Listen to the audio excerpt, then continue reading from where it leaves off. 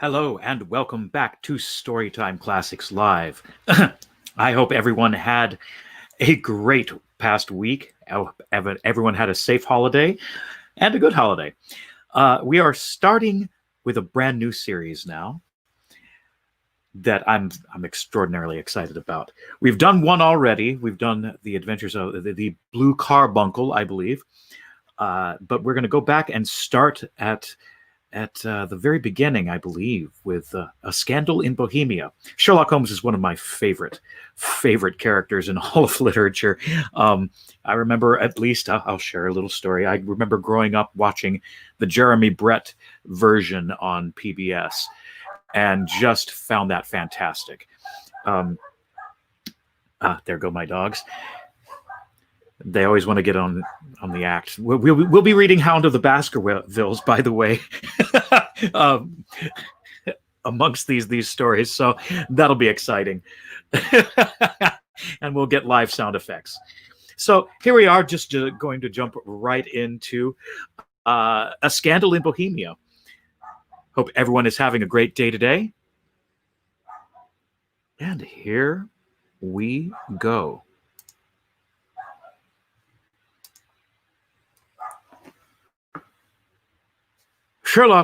To Sherlock Holmes, she is always the woman. I have seldom heard him mention her under any other name. In his eyes, she eclipses and predominates the whole of her sex. It was not that he felt any emotion akin to love for Irene Adler.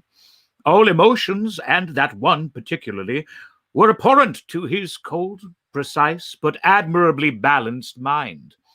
He was, I take it, the most reasoning and observing machine that the world has ever seen.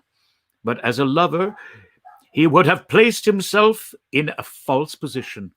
He never spoke of the softer passions, save with a jibe and a sneer.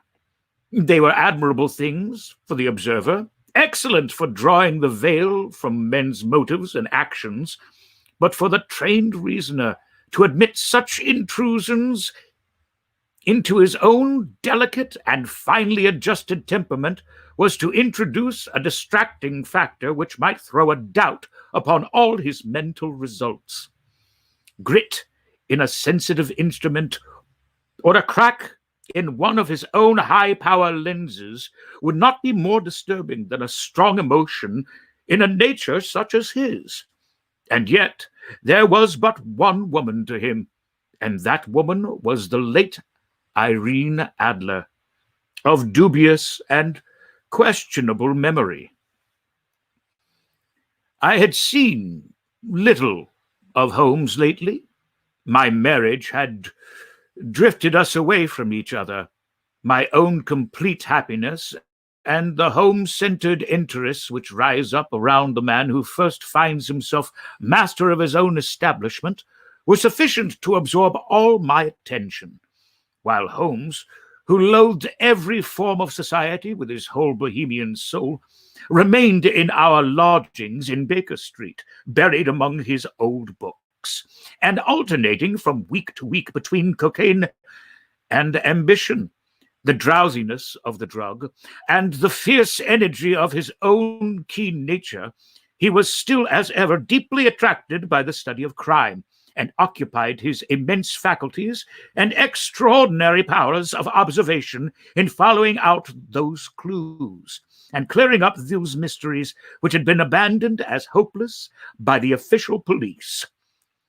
From time to time, I heard some vague account of his doings, of his summons to Odessa in the case of the Trepoff murder, of his clearing up of the singular tragedy of the Atkinson brothers at Trincomalee, and finally, on the mission which he had accomplished so delicately and successfully for the reigning family of Holland. Beyond these signs of his activity, however, which I merely shared with all the readers of the daily press, I knew little of my former friend and companion. One night, it was on the 20th of March, 1888, I was returning from a journey to a patient, for I had now returned to civil practice when my way led me through Baker Street. As I passed the well-remembered door which must always be associated in my mind with my wooing, and with the dark incidents of the study in scarlet, I was seized with a keen desire to see Holmes again, and to know how he was employing his extraordinary powers. His rooms were brilliantly lit, and even as I looked up, I saw his tall, spare figure pass twice in a dark silhouette against the blind. He was pacing the room swiftly, eagerly, with his head sunk upon his chest and his hands clasped behind him. To me, who knew his very mood and habit, his attitude and manner toward their own story, and was at work again. He had risen out of his drug-created dreams and was hot upon the scent of some new problem. I rang the bell and was shown up to the chamber which had formerly been, in part, my own. His manner was not effusive. It seldom was, but he was glad, I think, to see me. With hardly a word spoken, but with a kindly eye, he waved me to an armchair, threw across his case of cigars, and indicated a spirit case and a gasogene in the corner. Then he stood before me, the fire, and looked me over in his singular introspective fashion.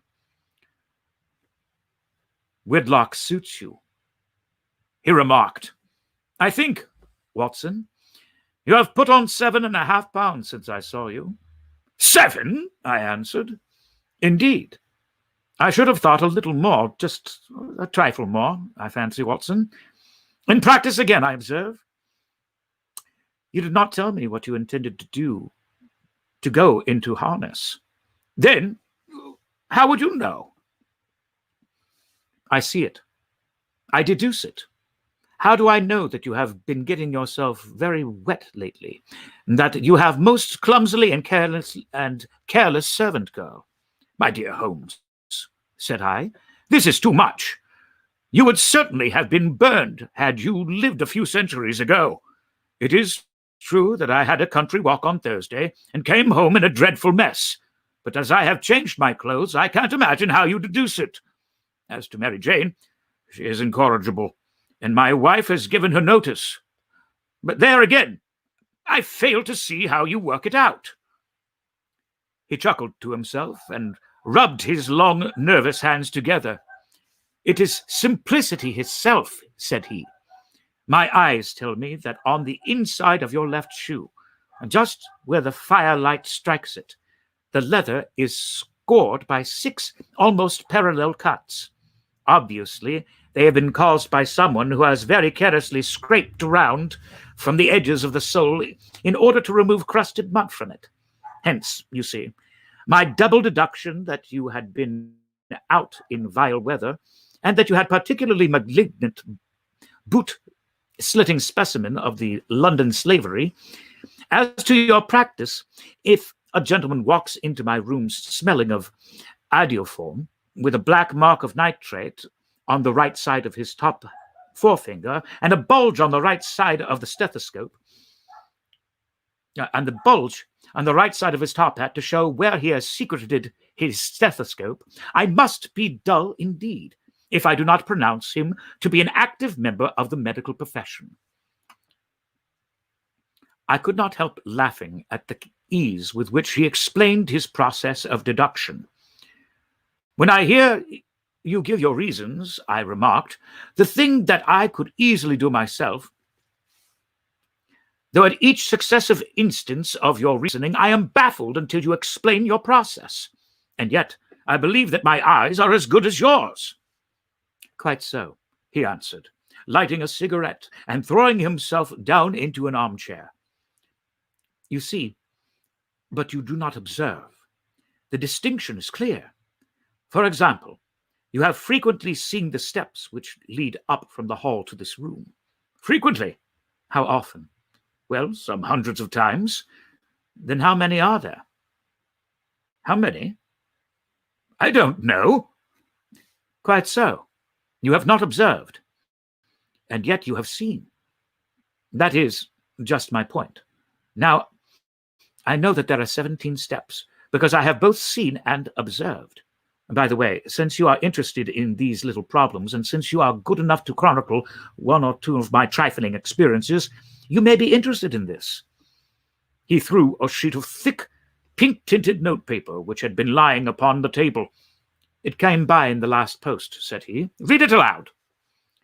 The note was undated, and without either signature or address. They will call upon you tonight, at 7:45, it said. A gentleman who desires to consult you upon a matter of very deepest moment. Your recent services to one of the royal houses of Europe have shown that you are one who may safely be trusted with matters which are an importance which hardly be exaggerated. This account of you we have from all quarters received. Be in your chamber, then, at that hour, and do not take it amiss if your visitor wear a mask.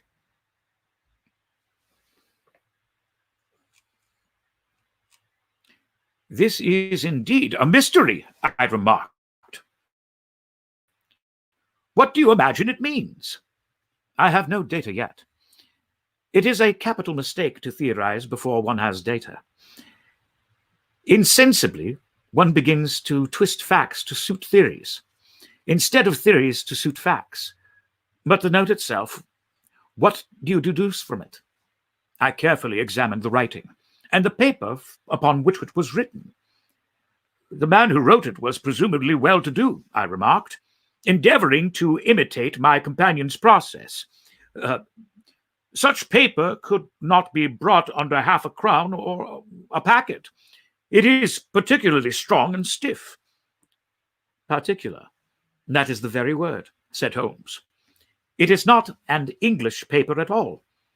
Hold it up to the light. I did so, and saw a large E, with a small G and P and a large G, and with a small T woven in the texture of the paper. What do you make of that? Asked Holmes. The name of the maker, no doubt, or his monogram, rather. Not at all. The G with the small T stands for Gesellschaft, which is the German for company. It is a customary contraction, like our P, of course, stands for Papier. Now, for the English, let us glance at our contextual gazetteer. He took down a heavy brown volume from his shelves. Iglonitz. Here we are. Igria. It is in a German-speaking country, in Bohemia, not far from Carlsbad. Remarkable as being the scene of the death of Wallenstein, and for his numerous glass factories and paper mills. My boy, do you make that? His eyes sparkled, and he sent up a great blue triumphant cloud from his cigarette. The paper was made in Bohemia, I said. Precisely. And the man who wrote the note, is a German. Do you note the particular construction of the sentence? This account of you we have from all quarters received. A Frenchman or Russian could not have written that. It is the German who is so uncourteous to his verbs.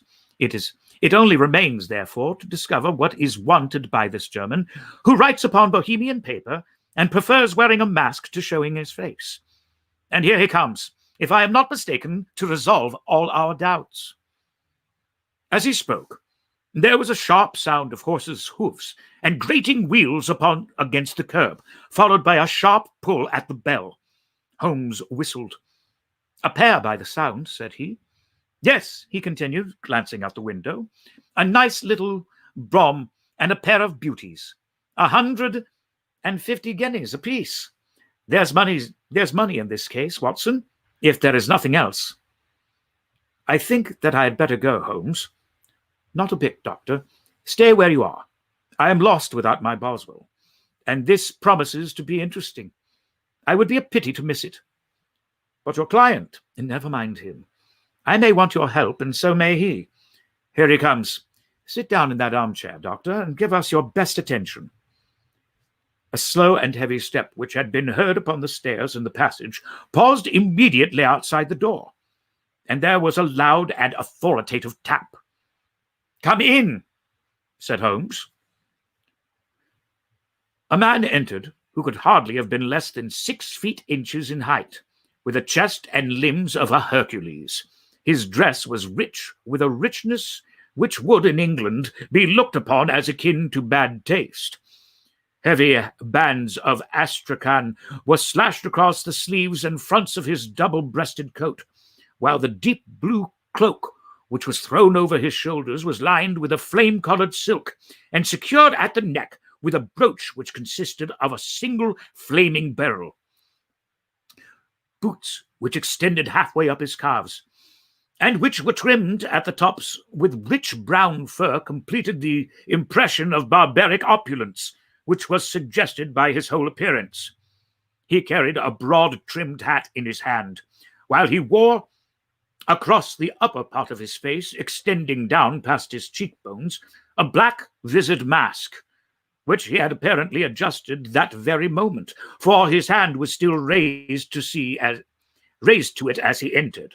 From the lower part of the face he appeared to be a man of strong character, with a thick hanging lip and a strong straight chin, suggestive of a resolution pushed to the length of obstinacy. "You had my note?" he asked, with a deep, harsh voice and a strongly marked German accent. "I told you that I would call." He looked from one to the other of us, as if uncertain which to address. "Pray, take a seat," said Holmes. "This is my friend and colleague, Dr. Watson, who is occasionally good enough to help me in my cases, whom I have the honor to address. You may address me as Count von Kramm, a Bohemian nobleman. I understand that this gentleman, your friend, is a man of honor and discretion, whom I may trust with a matter of the most extreme importance. If not, I should much prefer to communicate with you alone." I rose to go, but Holmes caught me by the wrist and pushed me back into my chair. "It is both or none," said he. "You may say before this gentleman anything which you may say to me." The Count shrugged his broad shoulders.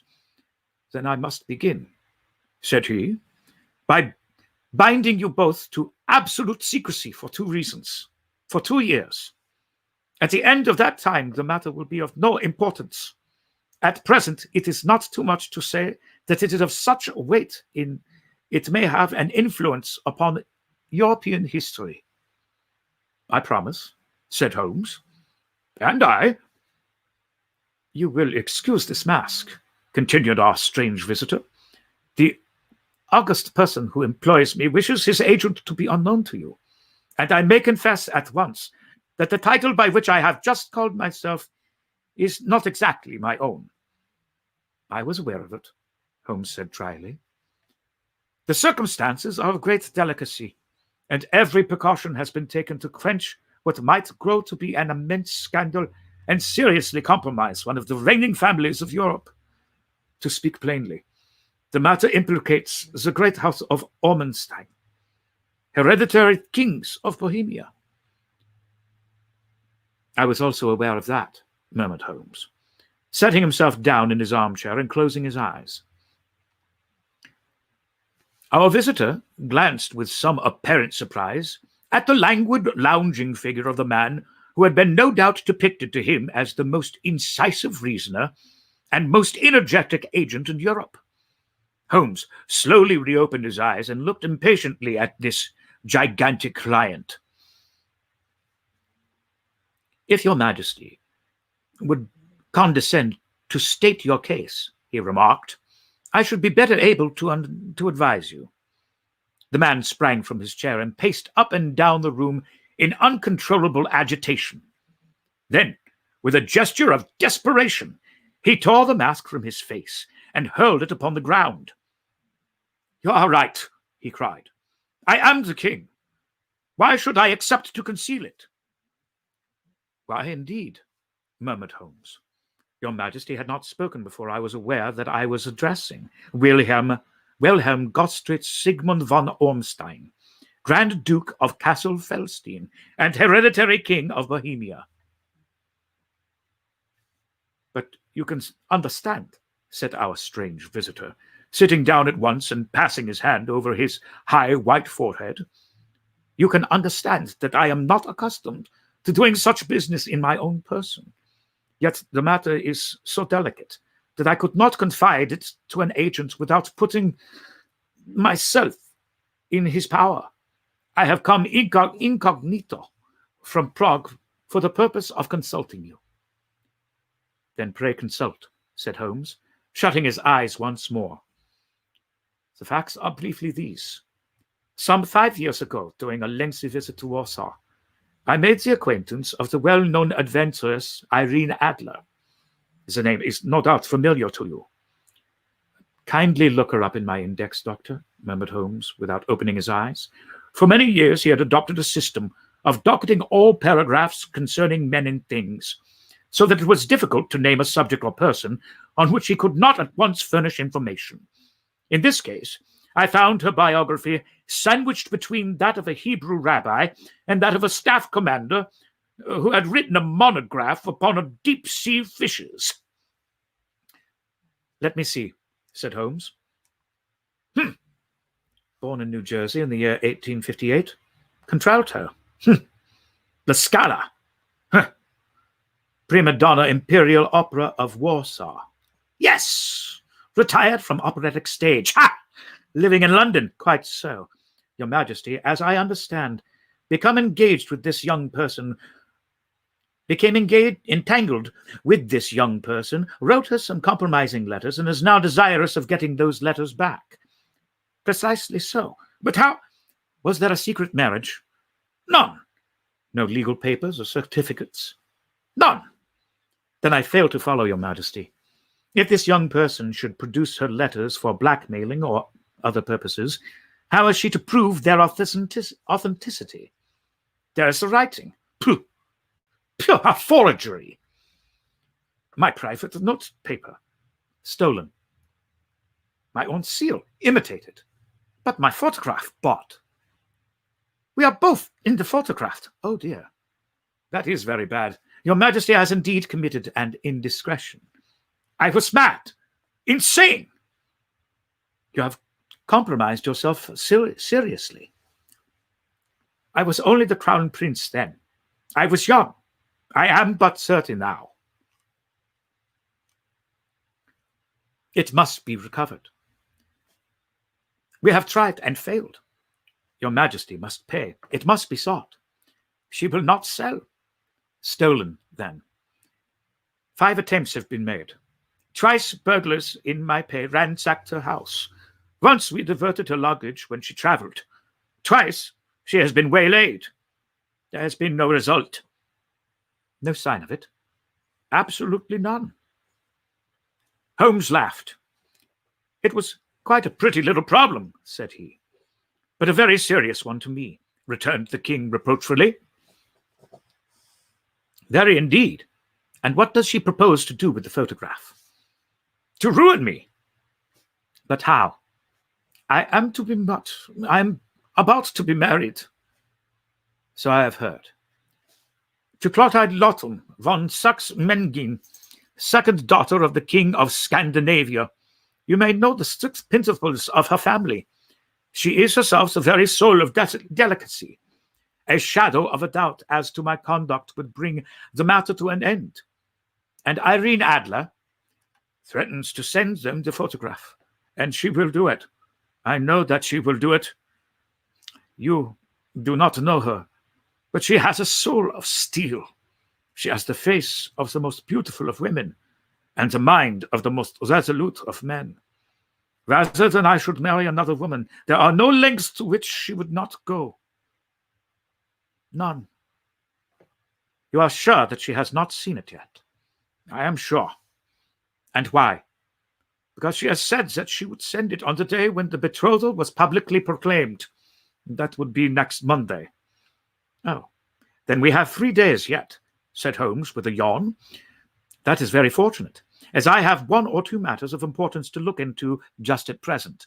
Your Majesty will, of course, stay in London for the present? Certainly. You will find me at the Langham under the name of Count von Kram.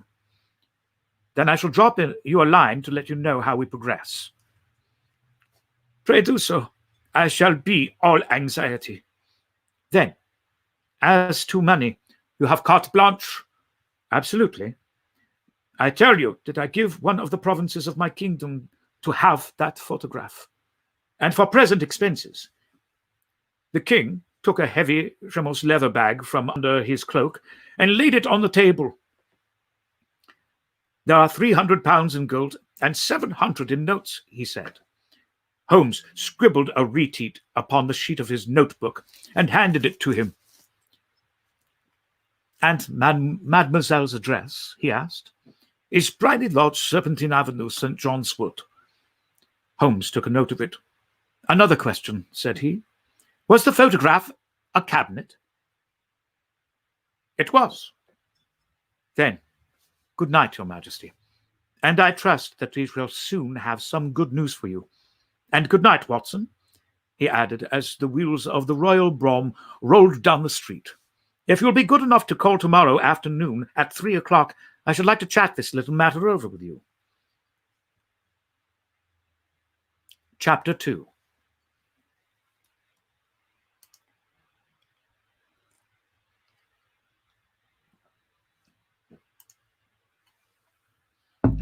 At 3 o'clock precisely, I was at Baker Street, but Holmes had not yet returned. The landlady informed me that he had left the house shortly after 8 o'clock in the morning. I sat down beside the fire, however, with the intention of awaiting him, however long he might be. I was already deeply interested in his inquiry, for, though it was surrounded by none of the grim and strange features which were associated with the two crimes which I have already recorded, still the nature of the case and the exalted station of his client gave it a character of its own. Indeed, apart from the nature of the investigation which my friend had on hand, there was something of his mastery grasp of the situation and his keen, incisive reasoning, which made it a pleasure to me to study his system of work and to follow the quick, subtle methods by which he disentangled the most inextricable mysteries. So accustomed was I to his invariable success that the very possibility of his falling had ceased to enter into my mind. Failing had ceased to enter into my head. It was close upon 4 before the door opened, and a drunken-looking groom, ill-kempt and side-whiskered, with an inflamed face and disreputable clothes, walked into the room. Accustomed as I was to my friend's amazing powers in the use of disguises, I had to look 3 times before I was certain that it was indeed he. With a nod, he vanished into the bedroom, whence he emerged in 5 minutes, tweed-suited and respectable as of old. Putting his hands into his pockets, he stretched out his legs in front of the fire and laughed heartily for some minutes. "Well, really," he cried, and then he choked up and laughed again until he was obliged to lie back, limp and helpless in the chair. "What is it?" "It's quite too funny.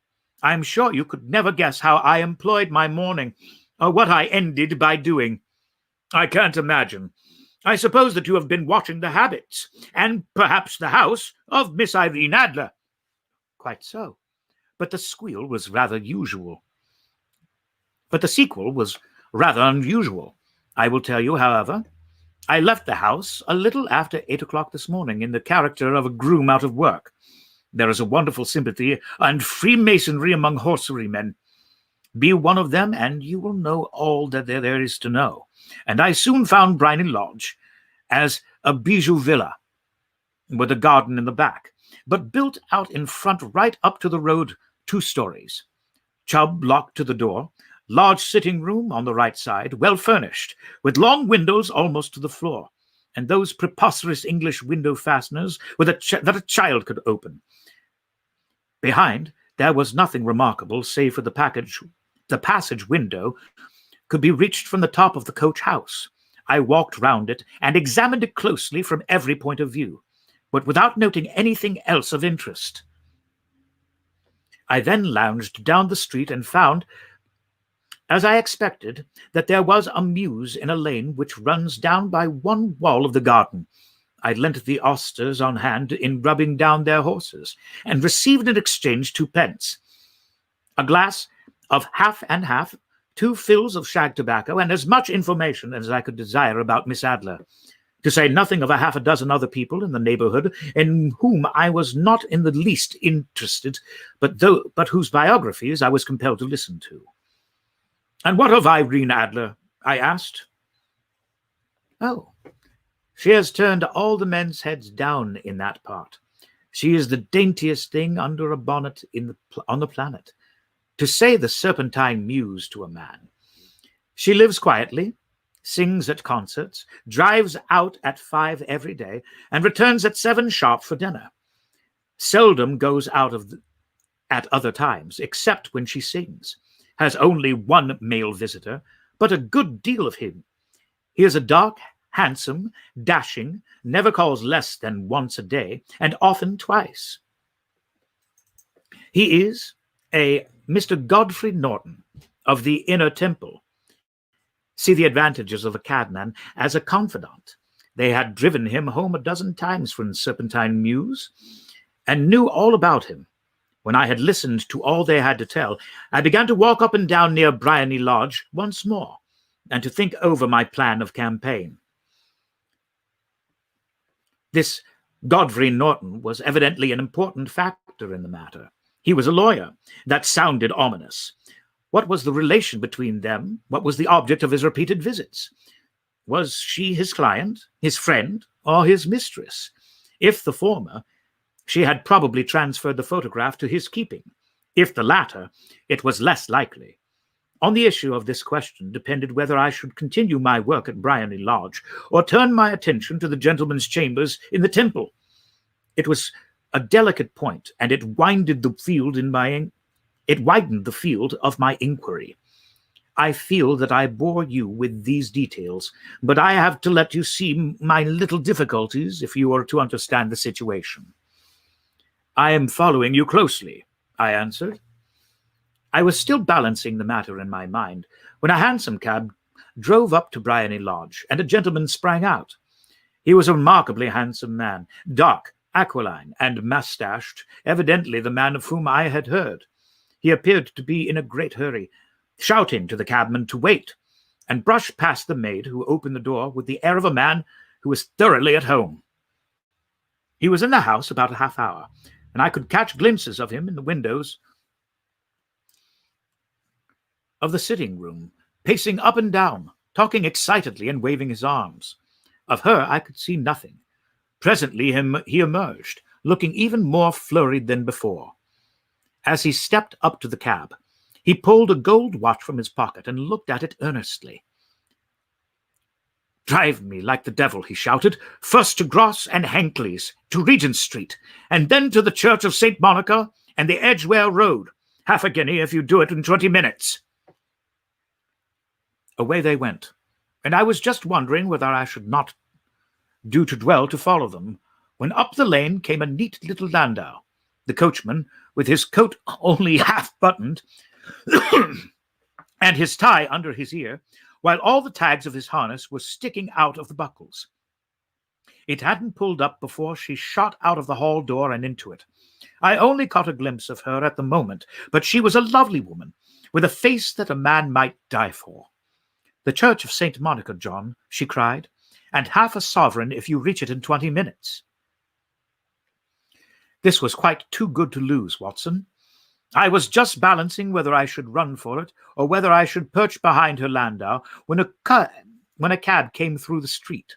The driver looked twice at such a shabby fare, but I jumped in before he could object.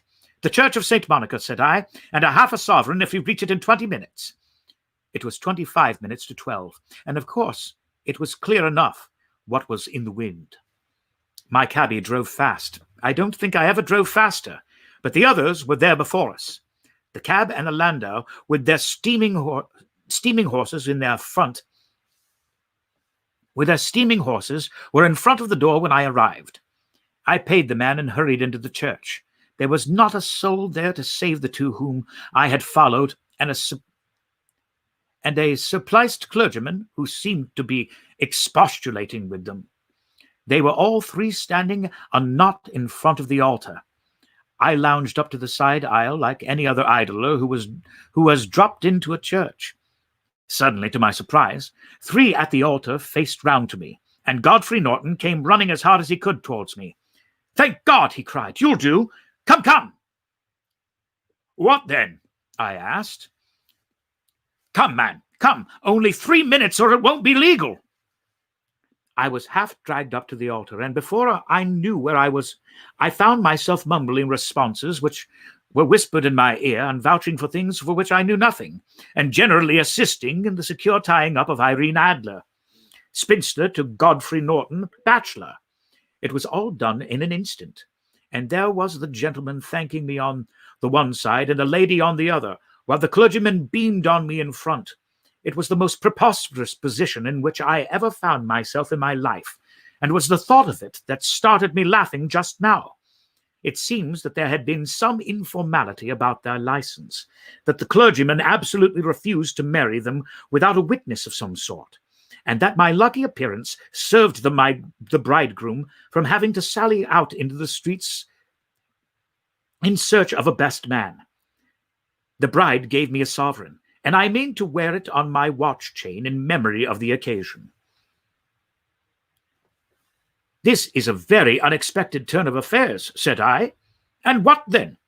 Well, I found my plans very seriously menaced.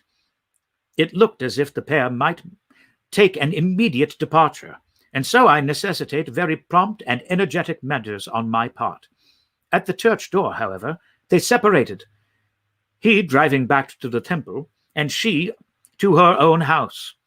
"I shall drive out in the park at 5 as usual," she said as she left him. I heard no more. They drove away in different directions, and I went off to make my own arrangements. "Which are?" "Some cold beef and a glass of beer," he answered, ringing the bell. "I have been too busy to think of food, and I am likely to be busier still this evening. By the way, Doctor, I shall want your cooperation." "I shall be delighted. You don't mind breaking the law?" "Not in the least. Nor running a chance of arrest?" "Not in a good cause." "Oh, the cause is excellent. Then I am your man." "I was sure that I might rely on you. But what is this you wish?" "When Mrs. Turner has brought you in the tray, I will make it clear to you. Now," he said, as he turned hungrily on the simple fare that our landlady had provided, "I must discuss it while I eat, for I have not much time. It is nearly 5 now. In 2 hours we must be on the scene of action. Miss Irene, or Madam, rather, returns from her drive at 7. We must be at Briony Lodge to meet her." "And what then?" "You must leave that to me. I have already arranged what is to occur. There is only one point on which I must insist. You must not interfere. Come what may, you understand?" I am to be neutral?" "To do nothing whatever. There will probably be some small unpleasantness. Do not join in it. It will end in my being conveyed into the house. 4 or 5 minutes afterwards, the sitting-room window will open. You are to station yourself close to that open window." "Yes." "You are to watch for me, for I will be visible to you." "Yes. And when I raise my hand, so, you will be thrown into the room. What I give you to throw, you will throw into the room what I give you to throw, and will at the same time raise the cry of fire. You quite follow me?" "Entirely." "It is nothing very formidable," he said, taking a long cigar-shaped roll from his pocket. "It is an ordinary plumber's smoke rocket, fitted with a cap at either end to make it self-lighting. Your task is confined to that. When you raise your cry of fire, it will be taken up by quite a number of people. You may then walk to the end of the street, and I will rejoin you in 10 minutes. I hope that I have made myself clear. I am to remain neutral, to get near the window, to watch you, and at the signal to throw in this object, then to raise the cry of fire, and to await at the corner of the street. Precisely. Then you may entirely rely on me. That is excellent. I think, perhaps, it is almost time that I prepare for a new role I have to play. He disappeared into his bedroom, and returned in a few minutes in the character of an amiable and simple-minded nonconformist clergyman. His broad black hat, his baggy trousers, his white tie, his sympathetic smile, and general look of peering and benevolent curiosity were such as Mr. John Hare alone could have equalled. It was not merely that Holmes changed his costume. His expression, his manner, his very soul seemed to vary with every fresh part that he assumed. The stage lost a fine actor, even as science lost an acute reasoner when he became a specialist in crime. It was 6:15 when we left Baker Street, and it still wanted 10 minutes to the hour when we found ourselves in Serpentine Avenue. It was already dusk, and the lamps were just being lighted as we paced up and down in front of Briony Lodge, waiting for the oncoming of its occupant. The house was just such as I had pictured it from Sherlock Holmes's succinct description, but the locality appeared to be less private than I expected. On the contrary, for a small street in a quiet neighborhood, it was remarkably animated. There was a group of shabbily dressed men smoking and laughing in a corner, a scissors grinder with his wheel, 2 guardsmen who were flirting with a nurse girl, and several well-dressed young men who were lounging up and down with cigars in their mouths. "You see," remarked Holmes, as we paced to and fro from the house, "this marriage rather simplifies matters. The photograph becomes a double-edged weapon now. The chances are that she would be as adverse to its being seen by Mr. Godfrey Norton as our client is to its coming to the eyes of his princess. Now the question is, where are we to find the photograph?" "Where indeed?" "It is most unlikely that she carries it about with her. It is cabinet size, too large for easy concealment about a woman's dress. She knows that the king is capable of having her waylaid and searched. 2 attempts of this sort have already been made. We may take it, then, that she does not carry it about with her." "Where, then?" "Her banker or lawyer. There is a double possibility, but I am inclined to think neither. Women are naturally secretive, and they like to do their own secreting. Why should she hand it over to anything else? She could trust her own guardianship, but she could not tell what indirect or political influence it might be brought to bear upon a businessman. Besides, remember that she has resolved to use it within a few days. It must be where she can lay her hands upon it. It must be in her own house." "But she was twice been burgled." "Pshaw! They did not know how to look." "But how will you look?" "I will not look." "What then?" "I will get her to show me." "But she will refuse." "She will not be able to. But I hear the rumble of wheels. It is her carriage. Now carry out my orders to the letter." As he spoke, the gleam of the side lights of a carriage came round the curve of the avenue. It was a smart little landau which rattled up the door of Briony Lodge. As it pulled up, one of the loafing men at the corner dashed forward to open the door in the hope of earning a copper, but was elbowed away by another loafer who had rushed up with the same intention. A fierce quarrel broke out, which was increased by the 2 guardsmen who took sides with one of the loungers, and by the scissors grinder, who was equally hot upon the other side. A blow was struck, and in an instant the lady who had stepped from her carriage was a centre of the little knot of flushed and struggling men who struck savagely at each other with their fists and sticks. Holmes dashed into the crowd to protect the lady, but just as he reached her, he gave a cry and dropped to the ground, with the blood running freely down his face.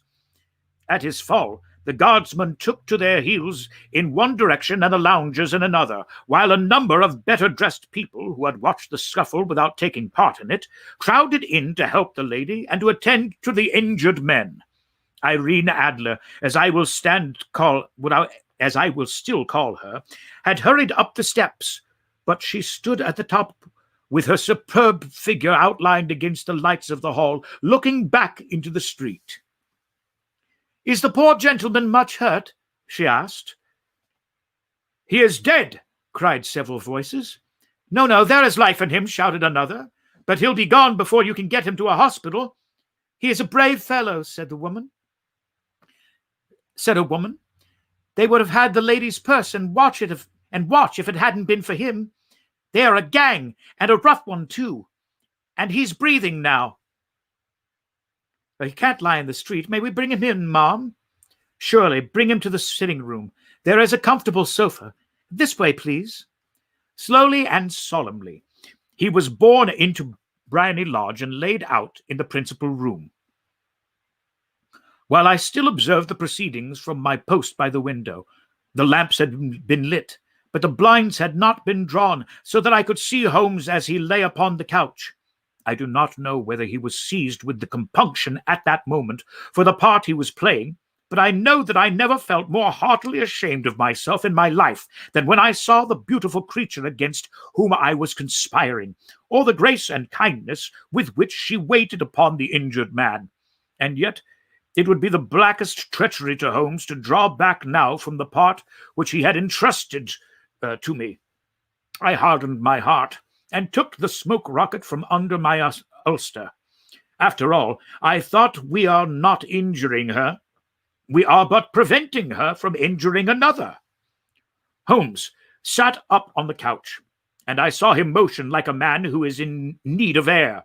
A maid rushed across and threw open the window. At the same instant, I saw him raise his hand, and at the signal I tossed my rocket into the room with a cry of fire. The word was no sooner out of my mouth than the whole crowd of spectators, well-dressed and ill gentlemen, ostlers and servants, maids, joined in a general shriek of fire. Thick clouds of smoke curled through the room and out the open window. I caught a glimpse of rushing figures, and a moment later the voice of Holmes from within assuring them that it was a false alarm. Slipping through the shouting crowd, I made my way to the corner of the street, and in 10 minutes was rejoiced to find my friend's arm in mine, and to get away from the scene of uproar. He walked swiftly and in silence for some few minutes until we had turned down one of the quiet streets which led towards the Edgware Road. "You did it very nicely, Doctor," he remarked. "Nothing could have been better. It is all right." "You have the photograph?" "I know where it is." "And how did you find out?" "She showed me, as I told you she would." "I am still in the dark." "I do not wish to make a mystery," said he, laughing. "The matter is perfectly simple. You, of course, saw that everyone in the street was an accomplice. They were all engaged for the evening." "I guessed as much." "Then, when the row broke out, I had a little moist red paint in the palm of my hand. I rushed forward, fell down, clapped my hand to my face, and became a pietous spectacle. It is an old trick. That also I could fathom. Then they carried me in. She was bound to have me in. What else could she do? And into her sitting room, which was the very room which I suspected. It lay between that and her bedroom, and I was determined to see which. They laid me on a couch, and I motioned for air. They were compelled to open the window, and you had your chance. How did that help you?" It was all important. When a woman thinks that her house is on fire, her instinct is at once to rush to the thing which she values the most. It is a perfectly overpowering impulse, and I have more than once taken advantage of it. In the case of the Darlington substitution scandal, it was of use to me and also to the Arnsworth Castle business. A married woman grabs at her baby, an unmarried one reaches for her jewel box. Now it was clear to me that Our Lady of today had nothing in the house more precious than to her than what we were in quest of. She would rush to secure it. The alarm of fire was admirably done. The smoke and shouting were enough to shake nerves of steel. She responded beautifully. The photograph is in a recess behind a sliding panel just above the right bell pull. She was there in an instant, and I caught a glimpse of it as she half drew it out.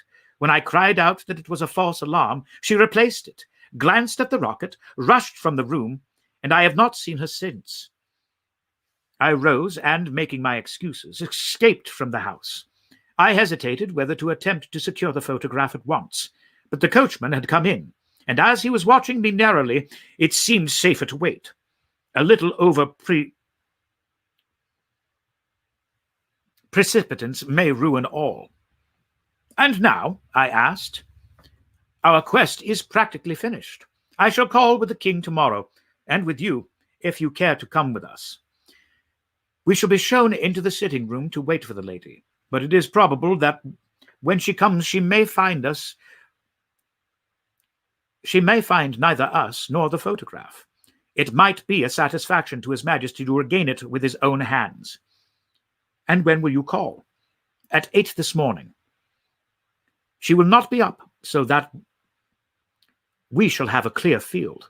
Besides, we must be prompt, for this marriage may mean a complete change in her life and habits.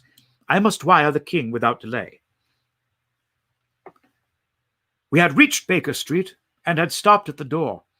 He was searching his pockets for the key when someone passing said, "Good night, Mr. Sherlock Holmes."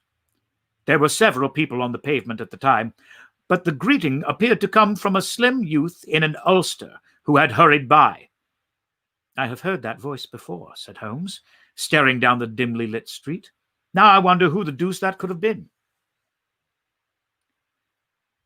Chapter 3.